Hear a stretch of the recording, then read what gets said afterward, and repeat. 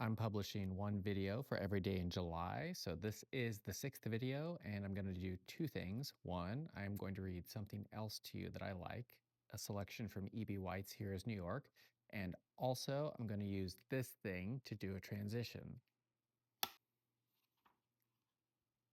Here is New York was written in the summer of 1948 when E.B. White was visiting the city, and it was published in 1949. And I'm going to read the foreword, which was written by E.B. White first, and then a section from, really, it's just a long essay published in the form of a short book.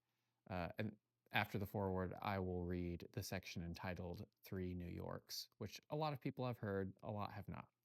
So the foreword, which I think makes an atypical demand of the reader, which I think is appropriate, and more authors should make such demands of their readers, goes like this.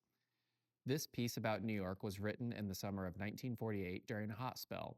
The reader will find certain observations to be no longer true of the city, owing to the passage of time and the swing of the pendulum. I wrote not only during a heat wave, but during a boom. The heat has broken, the boom has broken, and New York is not quite so feverish now as when the piece was written. The Lafayette Hotel, mentioned in passing, has passed despite the mention, but the essential fever of New York has not changed in any particular. And I have not tried to make revisions in the hope of bringing the thing down to date. To bring New York down to date, a man would have to be published with the speed of light, and not even Harper is that quick.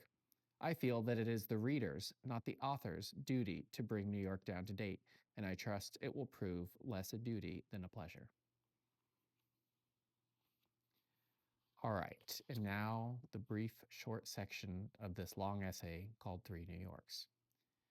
There are roughly three New Yorks.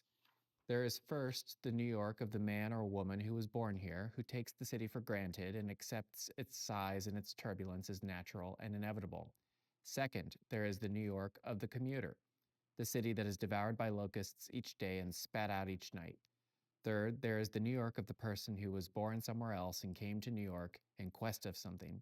Of these three trembling cities, the greatest is the last, the city of final destination, the city that is a goal. It is this third city that accounts for New York's high-strung disposition, its poetical deportment, its dedication to the arts, and its incomparable achievements. Commuters give the city its tidal restlessness. Natives give it solidity and continuity, but the settlers give it passion. And whether it is a farmer arriving from Italy to set up a small grocery store in a slum, or a young girl arriving from a small town in Mississippi to escape the indignity of being observed by her neighbors, or a boy arriving from the Corn Belt with a manuscript in his suitcase and a pain in his heart, it makes no difference. Each embraces New York with the intense excitement of first love. Each absorbs New York with the fresh eyes of an adventurer. Each generates heat and light to dwarf the consolidated Edison Company.